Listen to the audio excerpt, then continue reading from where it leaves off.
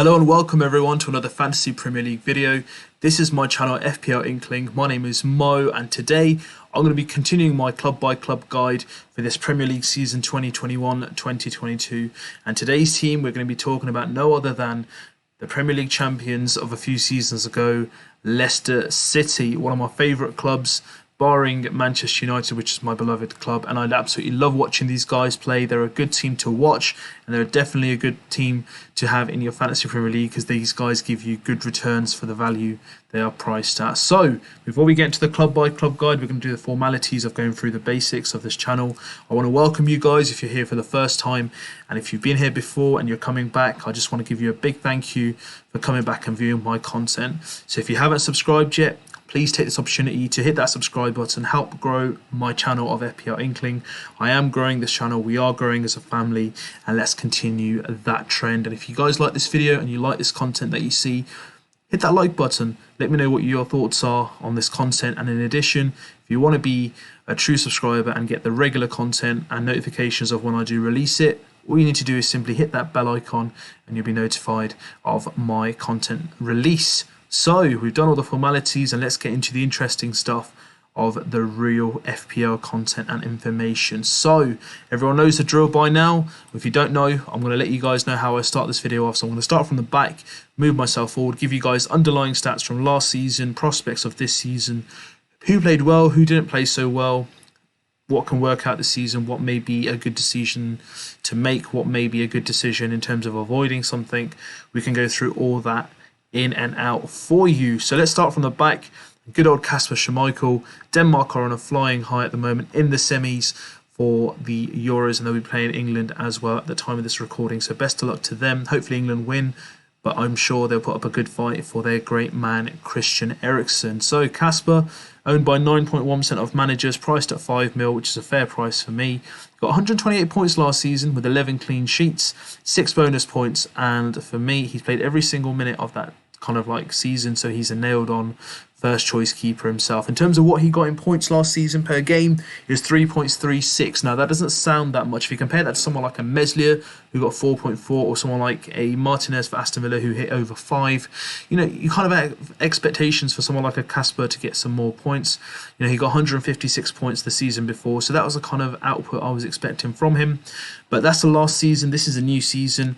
Leicester had injuries. They were hit in the defence, they were hit in midfield, and for large portions, you know, they suffered over the season due to that. But I think they'll have their players back, and they'll have like Brendan Rodgers, you know, to manage them through that. So let's go through a bit more. I mean, do you know, in terms of my opinion, I haven't had him in any of my drafts. I'm not thinking of bringing him into any of my drafts at the moment because I do believe that there are better goalkeeping options out there. But if you do choose him, it makes sense because he is a first choice keeper and he plays at a very good club. Yes, they have Europe this season, they have other competitions, so you know, he's a goalkeeper. I don't expect him to be rotated or rested, unlike other counterparts. So let's go through their fixtures. So I'll go through the fixtures of Leicester for the first 10 game weeks for Kasper, and then we'll kind of outline that over the next players of why I think they should be considered or overlooked based on their form last year's season and the fixtures we have lined up so far in the first 10 game weeks. So as you can see, there's a bit of red in there, there's loads of green, and there's the odd grey fixture as well for difficulty. So they start off at Wolves at home, which I think is a good fixture for them. They'll have a new manager in charge, so it's good to see how they kind of set up. But I think Leicester will be a bit strong for them on the first day, followed by West Ham away again, which I think will be a winnable fixture for them, and Norwich away in their third game, followed by Man City at home, who they did beat I think it was 5-2 or 5-1 last season at the Etihad, so they can beat them. Followed by Brighton, Burnley, Crystal Palace, Manchester United, Brentford and Arsenal. So a few solid fixtures in there, a few manageable ones, and a few medium range ones as well. So pretty understandable. You know, I think there's other keepers out there that may have a better start in terms of fixtures. But for me, Kasper Schmeichel just doesn't actually just scream out to me to bring him in, but never say never. It's a long season. I may even consider him after the first couple of game weeks based on how he performs and how Leicester kind of like set up and how they will perform in the first couple of game weeks. Moving on to the highest scoring defender last season for Leicester, which I would never have thought it would be Johnny Evans. 2.2% ownership, 5.5 mil. I think he's slightly highly priced for him. I think 5 mil would have been fair, but that's the decision by the FPL game itself. 109 points. He got, again, 10 clean sheets, 2 goals and 2 assists, played over 2,473 minutes, and his points per game for Evans was 3.97. So I think it's a bit too high, 5.5 mil, because I think there's better options in the games. You've got Luke Shaw, Lucas Digne, you got Kofal at 5 mil, you got Cresswell at 5.5. So there are better options out there. But if you do decide to go for Johnny Evans, he's a differential, and you know he's pretty much going to be a regular starter for them as well. The next person I'm going to be going through now is James Justin. Now, he's injured at the moment, knee injury. There's no date for his return. He's owned by 0.6% of managers, priced at 5 mil, which I think is a bang on price for him, and is, you know, generally what his returns will be. He got 101 points last season, just played over 2,000 minutes with 2 goals and 2 assists, and his points per game was 4.39, which is quite good for a defender who's priced at 5 mil. It's a shame he is injured at the moment, because if he was available, I'm pretty certain that I would have had him in my draft, even over someone like a Digne, or even Van Bissaka, just because I think, you know, for 5 mil, he's got a really good value of return. So it'll be worth looking at when he does return, guys. Otherwise, you know, at the moment, he has to be overlooked because there's no return date for him. The next player we're going to go for is Fofana. 71 points last season. 4.5 million price, which is very, very attractive. So 27.7% of managers have already taken him into his squad. 71 points, just over 2,200 minutes last season, and 1 assist. And now his points per game was 2.82, which doesn't scream out loudly to you. But if you've got a defender at 4.5 mil playing for Leicester, you know, quite regularly, I think that's a good shout. But obviously, I think those points per game can improve with, you know, more goal assists and maybe clean sheets as well. The next player we're going to move on to now is the midfield, is Youri Tielemans. Pretty much played every single minute last season. 3.8% ownership, 6.5 million price, which I think is a very healthy price. And 133 points, which made him around 3.57 points per game. Now, what stands out for me for him, he got 10 returns last season, which was by far his best season in terms of returns. He's gone better and better year on year. 8, 9 and then 10 last season. Will the trend continue? I think it will. The reason why is because they've signed an additional striker. Will Vardy play as many minutes as he's done over the last couple of seasons? Kind of lost his form over the second half of the season. Again, Iheanacho came in and filled in that spot. So there's a lot of competition for, you know, the forward line.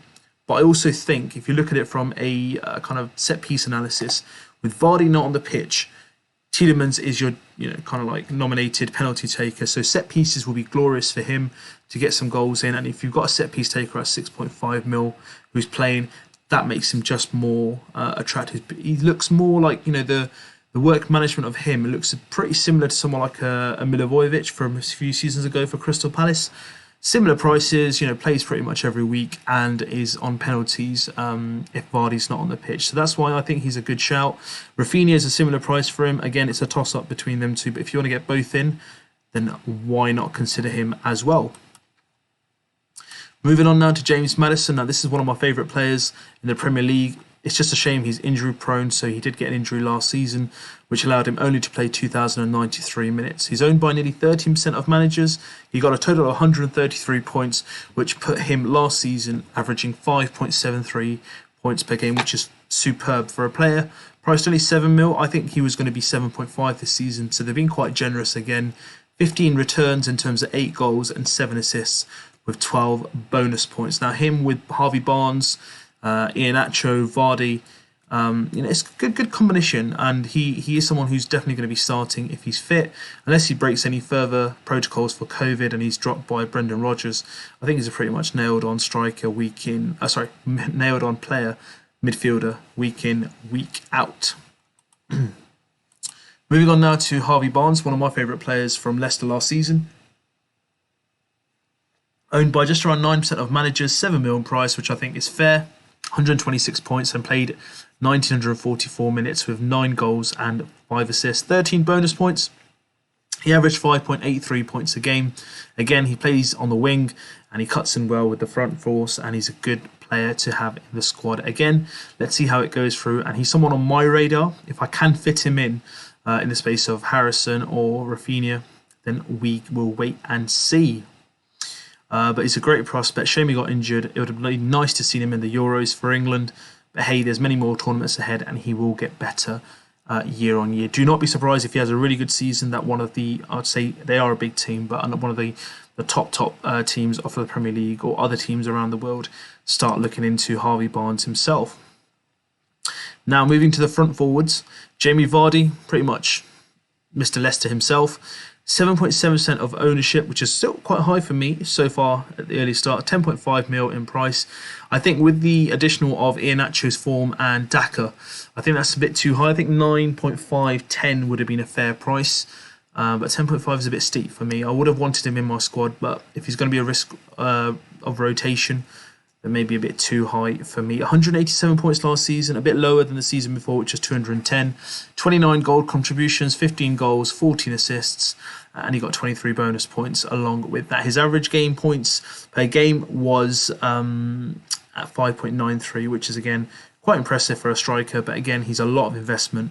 Is it worth spreading the funds elsewhere? I think it may be, but he is going to get you points. It's just the dependency of how many minutes he'll get this season, considering they're playing Europe as well. Is he going to be more of a Premier League player than Europe itself or other competitions?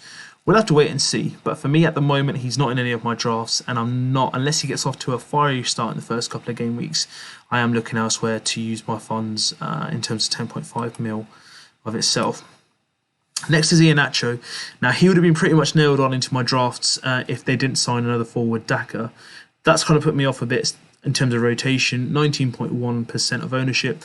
There's other players out there, similar prices. Ollie Watkins, Antonio, at the moment, Wilson, who are fit. They will play pretty much more minutes. So that's why he's at the moment in kind of like the maybe section for me. He got 14 returns last season, 12 goals, 2 assists, 18 bonus points.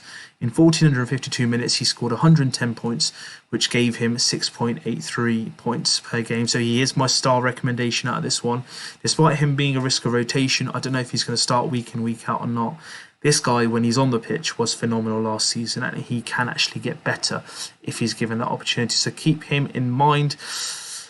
Always going to be a tough one for me between choosing him and an alternative striker. Let's see. I might even change it after one game week because we know their fixtures, as we've seen, they've got Wolves at home. If they do well and he plays, who knows, I might make my first transfer into Iheanacho. Now, Paston Daka, we have no stats for him for the Premier League itself because this is his first season. He's just been signed. 7.5 mil. I think it's a fair price. 1.4% of ownership. Now, in terms of last season himself in the Austrian League, he played 28 matches, scored 27 goals and 4 assists. So 31 returns in 28 games, so more than one return a game. Again, it's a different league. It's a different kind of proposition. I'm going to wait and see how he plays, how he comes along. But at the moment, he's not in my plans for any of my squads. But it'll be a good prospect to see in how he performs. Is he going to be someone regular in the league, or are they going to try him in the COP competitions and Europa League? We'll have to wait and see and who gets the nod, where and how. So that is the new signing for Leicester. And that is the conclusion, guys, of my Leicester analysis. So those are the players that I've highlighted. What are your thoughts? Are those the players you're looking at? Have I gone through the things that you were kind of considering? Have I made your decisions on certain players more clearer? Let me know. Is there someone you're looking at from Leicester that you thought, I haven't discussed? Let me know in the comments section. I'll be more than happy to give you my take and views on that player and whether they should be or not in your plans for the start of the season. In addition, if there are new players that do sign, as I mentioned in my previous club guides, I will make a video closer to the start of the season with the new signings to let you know what my thoughts are on those players and how I think they'll fare in the FPL game this season. So thank you so much for watching, guys. Hit that like button if you've liked this video. If you haven't subscribed yet and you'd like to subscribe, what an opportunity for you to hit that subscribe button and be part of this FPL Inkling community and family to get the best FPL content. If you haven't joined the league for this FPL Inkling family, hit that code right at the bottom in the left into the game itself and join our league to have a great season. Let's see who can be the best manager at the end. And if you've got any other further questions, my Twitter and Instagram social media is at the bottom as well, so you can contact me on there and I'll get back to you guys as soon as possible. If I get back to you as Mohsen Malik, that is me. That's from my personal name on the channel as well, so that is me who will be replying back to your messages. In addition, If you like this, hit that like button and notifications. Bell icon if you want to get the latest notifications for my content. Once again, it's been an absolute pleasure. Thank you for watching, and I'll see you guys soon in another video for more FPL content for this season of 2021-2022. See you soon, guys.